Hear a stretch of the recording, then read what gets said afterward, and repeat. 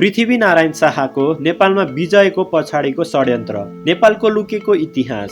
सन् 1716 देखि गोर्खानाथ नरभूपाल शाह माटोले बनेको आफ्नो सिंहासनमा बस्दै आएका थिए। उनले आफ्नो सिंहासनलाई निकै असहज महसुस गरे र कुनै पनि हालतमा काठमाडौँ उपत्यकाको चाँदीको सिंहासनले यसलाई परिवर्तन गर्न चाहेका थिए। यस उद्देश्यलाई दिमागमा राखेर उनले आफ्नो क्षेत्र फराकिलो बनाउन धेरै पटक विवाह गरे र गठबन्धन बनाए, तर उनी सफल भएनन्। अन्ततः उनले आफ्नो रणनीति परिवर्तन गरे। 1732 मा उनले आफ्नो 10 वर्षको छोरा पृथ्वीनारायणलाई भक्तपुरका राजासँग बस्न पठाए।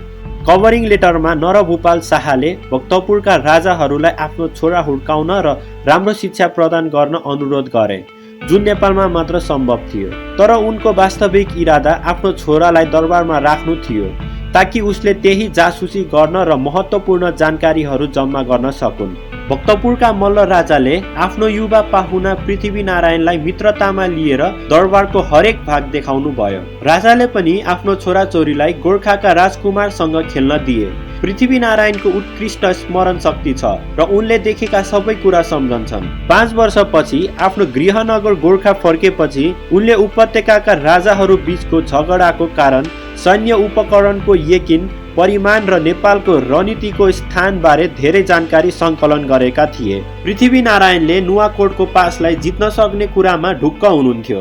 त्यसैले त्यही वर्ष उनले आफ्नो गोर्खा सिपाहीहरूलाई नुवाकोट आक्रमण गर्न पठाए। युवा राजकुमारले गलत हिसाब गरेका थिए वा उनको बुबाले मल्लहरूलाई कम अङ्कलन गरेका थिए। मल्ल राजाहरू एकजुट भए र तिनीहरूको सेनाहरूले गोर्खालाई नराम्ररी हराए।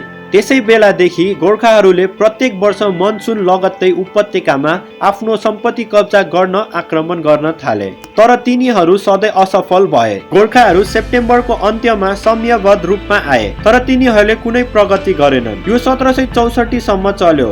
त्यसपछि पृथ्वीले उपत्यकामा शान्ति सन्देश पठाए। मल्लहरूले यो सन्देश खुसी साथ पाए। अन्तहीन युद्ध तिनीहरूको स्रोतहरूमा एक तनाव थियो र यसले तिनीहरूको व्यवसायलाई पनि बाधा पुर्याइरहेको थियो। तर पृथ्वीको सन्देश एक चतुर छल थियो। उसले वास्तवमा शान्ति खोजेको थिएन। मल्लहरूले यो षड्यन्त्र मात्र हो भन्ने थाहा पाए। मल्लहरूलाई चिन्तित भएको अर्को कुरा के थियो भने गोर्खाहरूले युद्धमा मुद्दा चलाउनको लागि उत्कृष्ट हतियार र धेरै पैसा लिएका थिए। गोर्खाहरूले कहाँबाट ल्याए भन्ने मल्लहरूलाई थाहा थिएन। सरकारले गोर्खाहरूलाई हतियार उपलब्ध गराएको थियो, तर नेपालको इतिहासका पुस्तकहरूमा उनको तथ्य लुकाइएको छ, जुन गोप्य सन्धि अन्तर्गत यो गरिएको थियो। त्यो अझै पनि लन्डनमा इस्ट इन्डिया कम्पनीको अभिलेखनमा सुरक्षित छ। सन्धिमा क्याप्टेन सिने र गोर्खाहरूले हस्ताक्षर गरेका थिए। बेलायती सरकारले हतियार र सल्लाह प्रदान गर्न सहमत भए र बदलामा गोर्खाहरूले भारत र चीन बीचको पुरानो व्यापार मार्गहरू नष्ट गर्नु पर्यो। भारतका मुगलहरूको नेपालका मल्लहरूसँग र यो व्यापारले मोगलहरूको सम्पत्तिको 30% हिस्सा ओगटेको थियो। बेलायतीहरू धनमा हात हाल्न चाहन्छन्। सम्झौता अनुसार पृथ्वीनारायण शाहले 21 जना बेलायती सल्लाहकार सहित 800 मुस्कट पाएका थिए र 1766 मा ब्रिटिस हतियार र गुप्तचरसँग सशस्त्र गोर्खाहरूले कीर्तिपुर आक्रमण गरे। कीर्तिपुरका जनताले उच्च हतियारको प्रतिरोध गर्न सकेनन् र 2/3 मारिए। निर्दयी गोर्खाहरूले बाँचेकाहरूको नाक काटिदिए। आजसम्म यो ठाउँलाई नागविहीनको गाउँ भनेर चिनिन्छ।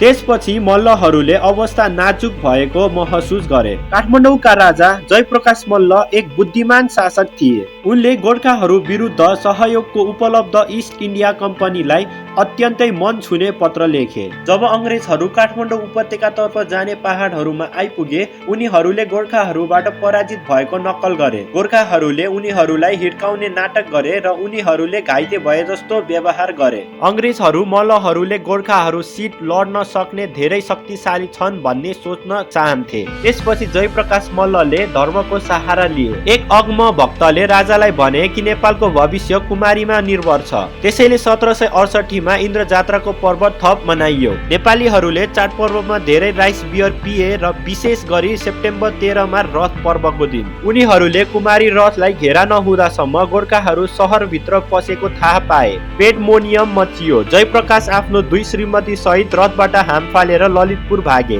पृथ्वीनारायण शाह हैरान भएको भिडको अगाडि पुगेर कराएर भने, म अब तिम्रो राजा हुँ, पिउँदै जाऊ।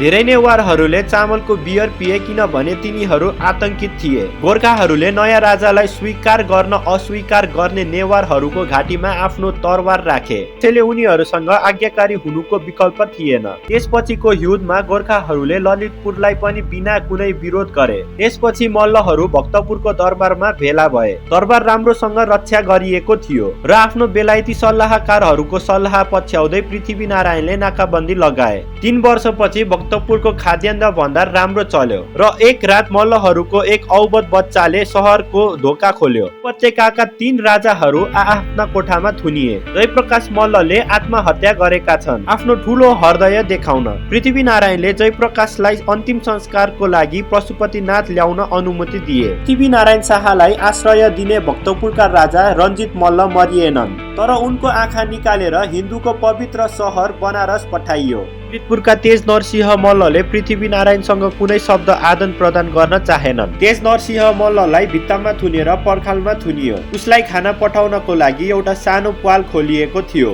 पृथ्वीनारायण शाहले क्याप्टेन सिनेको सुझाव अनुसार सबै काम गरे। पृथ्वीनारायणले भने नेपालका जनता धेरै मेहनती र बुद्धिजीवी छन्, त्यसैले उनीहरू निकै खतरनाक छन्। उनीहरूलाई नियन्त्रण गर्न उनीहरूको हृदयमा आतंक हानेर प्रहार गर्नुपर्छ। धेरै पछि पनि सत्तामा आउन नदिने। हामीहरूले तिनीहरूको दिमागबाट सत्ता कब्जा गर्न उठ्ने विचारहरू मेटाउनु आवश्यक छ। केवल कठोर कानुन र हिसाबबाट प्राप्त गर्न सकिन्छ। तदअनुसार नेवारलाई पढ्न लेख्न वा घरमा मर्मत गर्न अनुमति थिएन।